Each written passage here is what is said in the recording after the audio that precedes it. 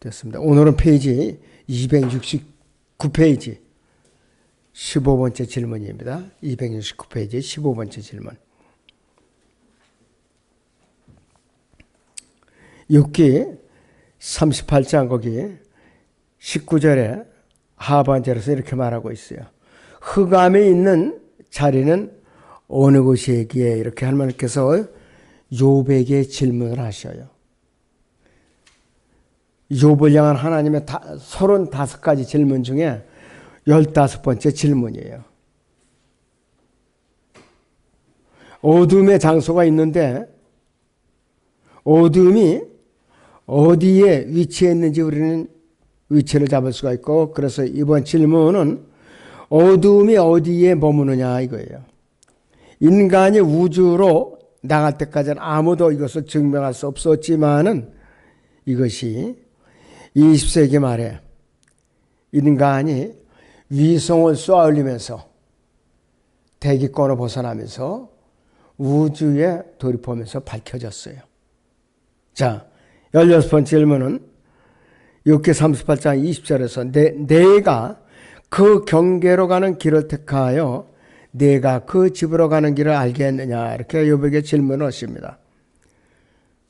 그런데 욥이 말하고 있는 흑암의 땅이라면 우리가 알 수가 없죠. 우주의 어두움을 언급하는 것이라면 욥기 37장 22절과 욥기 38장 13절에서 15절에 언급한 유리바다의 빛이에요. 깊음의 표면이란 말이에요. 바로 바다를 말하죠. 셋째 하늘 밑에 있는 바다. 욥기 37장 22절을 봅니다. 아름다운 날씨가 북쪽에서 오나니 두려우신 위험이 하나님께 있도다 이것이에요. 북쪽에 셋째 하늘 밑에 어둠의 바다가 바로 깊은 바다이고, 지금 그 유리바다 표면이 얼어 있다고 성경에서 말씀을 하고 있습니다. 자, 욥기 38장에 13절에서 15절을 보죠. 그것으로 땅의 끝들을 붙잡게 하며 악인을 거기서 흔들어 떨쳐버린 적이 있느냐. 새벽에는 도장 밑이 진흙처럼 되었고 땅 끝은 옷처럼 서 있도다. 악인들로부터는 그들이 빛이 억제되고 오만한 팔은 꺾이는 도다 그랬습니다. 그래서 깊음의 바다를 육신의 몸을 가진 사람은 통과할 수가 없어요. 변화를 받아야 돼요. 예수님과 함께 똑같은 몸으로 영적 몸으로 변화받아야만 깊음의 바다를 우리는 통과할 수가 있어요. 그러니까 이 세상에 믿지 않는 사람들이나 그렇지 않으면 세대 진리를 공부하지 않은 사람들은 알 수가 없어요. 하박국 3장을 보죠. 소선지서.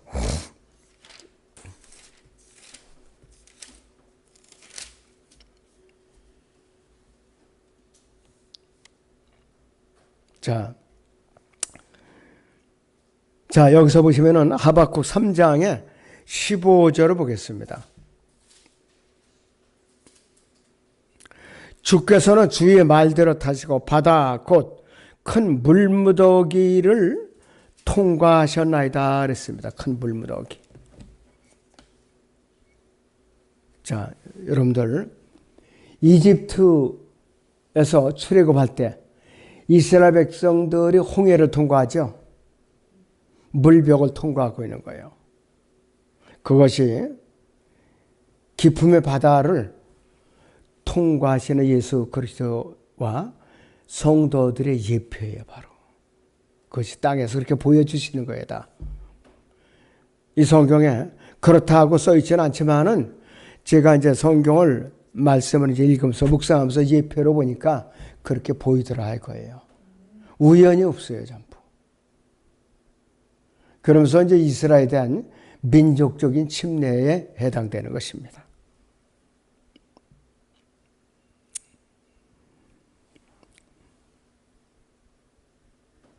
자, 그래서 방향이 위쪽이라면은 그 경계는 북쪽이고 방향이 아래라면 다시 지구의 빈 공간으로 돌아오게 되는데 그래서 우주 비행사들이 북쪽 끝에 무엇인가 열린 것을 찾기 전에 우리는 저 바깥 우주로 쉬고되어야 한다.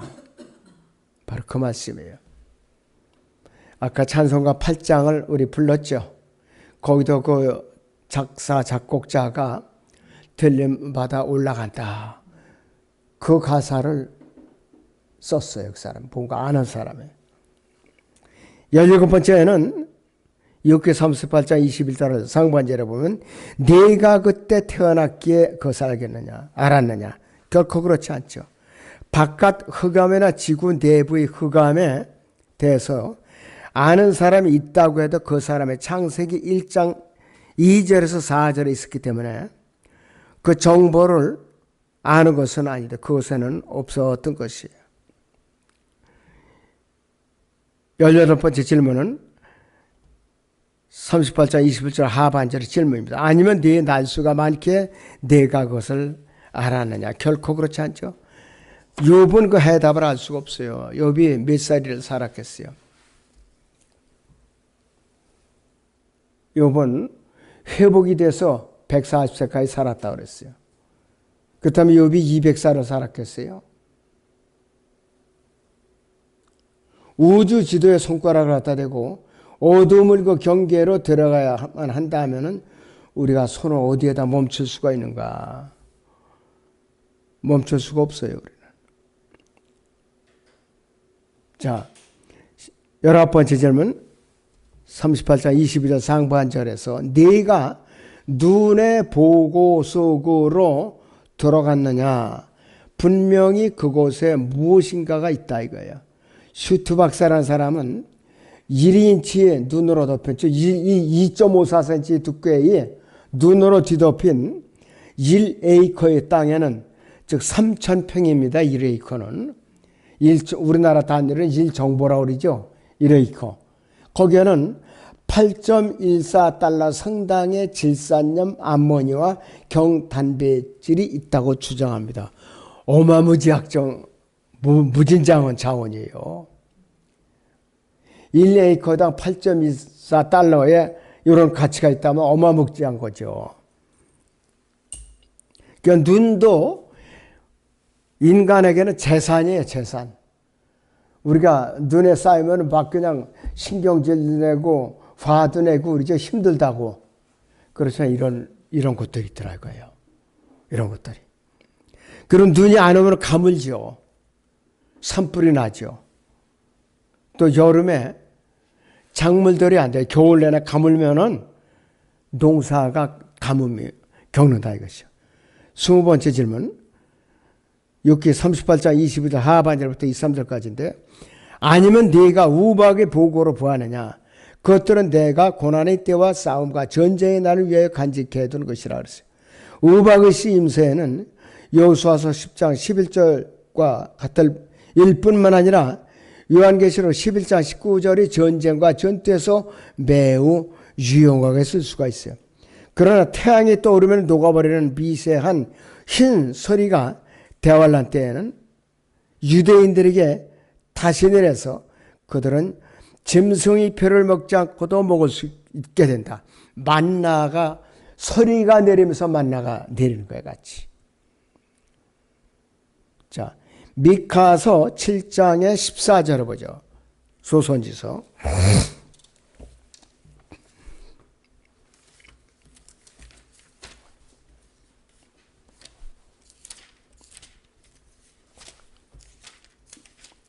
자, 미카서 7장의 14절. 주의 백성을 주의 지팡이로 먹이소서. 칼매를 한가운데 삼림 속에서 외래에 거하는 주의 유비 양떼를 먹이소서. 옛날처럼 바산과 길라서 그들을 먹이소서 그랬습니다. 그러니까 대환란 기간에 유대인들의 양식으로 주는 건데요. 예레미야 애가 5장 9절을 보죠. 예레미야 애가 5장 9절을 보겠습니다.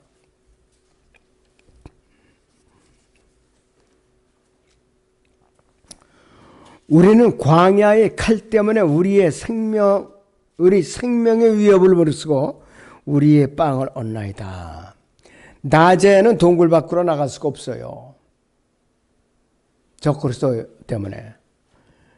자, 요한계시록 12장 14절 봅니다.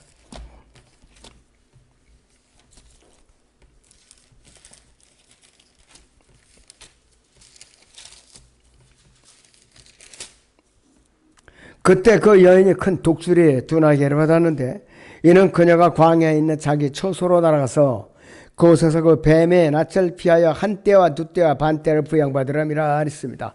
3년 반이에요. 여기서 주님께서 택한 자들을 위하여 단축한 날 3, 4개월을 빼면은 한 32, 3개월 정도 되겠죠.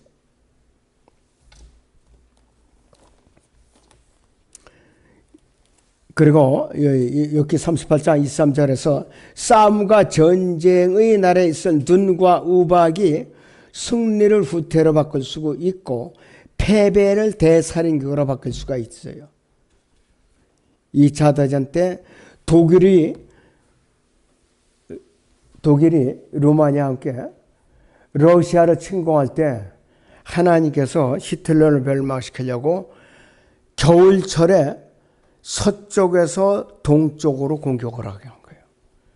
그러니까 한겨울에 완전히 독일 군들이 추위에 포위가 되어버린 거예요. 추위에. 그래갖고 대부분이 얼어 죽었어요. 그냥 탱크도 얼어서 굴러가지를 못해. 그래가지고 너무나 비참하게 독일군이 패한 거예요. 나폴레옹도 서쪽에서 동쪽으로 공격을 했어요. 그래서 패한 거예요. 그도. 자, 그렇기 때문에 278 중간부터 274페이지 21번째 질문까지는 제가 생략을 합니다. 그거는 전쟁에 관한 그 비참한 상황을 전개하기 때문에 일일이 그걸 여기서 읽을 필요는 없기 때문에요. 자, 21번째 질문. 욥기 38장 24절입니다. 동풍을 땅 위에 흩어지게 하는 그 빛이 어느 길로 갈라지겠느냐 그랬습니다. 빛은 분광기 프리즘으로 흩어질 수가 있는데 하나님께서 욥에게 그 질문을 하신 지 오랜 시간이 지났어야 죄인이 그것을 발견하도록 하나님께서 허락하시는 거예요. 이 빛은 욥기 38장 24절에 그 빛은 동풍을 땅 위에 흩어지게 하는 것이에요. 욥기 28장 26절과 비교해 보면은 번개는 지그재그로 취하면서 진행이 된다고 그래요. 우리는 못 느끼죠. 반짝하니까. 그러나 지그재그로 진행되면서 움직인다고 그래요. 양전자, 음전자를 만들어내는 것이 무엇인지 말해줄 수 있는 살아있는 전기기술자는 아무도 없다. 하나님만이 가능한 거예요. 그러니까 번개를 일시적으로 땅에다 대량으로 저장할 수 있다면 보통 수지 맞는 게 아니에요. 그거는 수십 년이 아니라 수백 년도 쓸 수 있는 용량이니까. 그런데 지금 이 태양열을 해갖고 배터리에다 저장해가지고 밤에 쓰거든요. 전기차도 배터리를 가는 거 아니에요. 근데 용량이 얼마 되지 않은데도 열이 나서 터지잖아요. 화재가 나고. 그러니까 만약에 번개를 저장했다가 그게 만약에 지하에다 어떤 누가 발명해서 저장을 했다. 무슨 사고로 터졌다. 그 지역은 아주 그냥 쑥대밭이 되는 거란 말이에요. 그 대용량 저장할 수 있는 그런 축전지는 개발한 사람이 없어요. 하나님께 허락을 안 하신 거예요. 22번째 질문. 욥기 38장 25절 27절입니다. 범람하는 물에 누가 물길을 다루었어 천둥이 번개에 누가 길을 내며 사람 없는 땅에 비를 내리게 하고 사람 없는 광야에 비를 내리게 하며 누가 황량하고 황폐한 땅을 적셔주며 연한 풀에서 싹이 돋아나게 하느냐 그랬습니다. 그래서 욥기 37장에서와 같이 천둥의 번개를 위해 길이 만들어졌다 그러는데 황량하고 황폐한 땅에는 부드러운 풀들이 있고 사막에서 조차도 그 싹이 난다. 아프리카 사막에도 사우디아라비아 사막에도 딱 유일하게 살아있는 꽃이 피는 식물이 있어요. 일부러 사람들이 그걸 보기 위해서 또 관광을 가는 거예요. 그걸 보기 위해서. 아프리카 사막에 푸른 클레이나가 있고 멕시코 사막에는 멕시코 시돔이 있다고 그랬어요. 비가 내린 직후에 사막은 휘황찬란한 빛깔의 꽃들로 카페트가 깔린다. 그렇게 메마랐던 사막이 비가 한번 오고 나면은 아프리카 사막이 사바나 기후라고 그러죠. 그래갖고 풀들이 쫙 나니까 그때는 올리피에 있던 동물들이 다 몰려와요. 또. 그래갖고 이제 풀을 뜯어먹고 있다가 또 사막 기후가 시작되면 또 딴 데로 도피했다 그렇게 사는 것이에요. 그래서 이제 여러 가지가 산다 이것이에요. 그래서 비를 내리기 이제 천둥과 번개는 비를 내리게 한다 그랬습니다. 오늘 여기서 마치죠.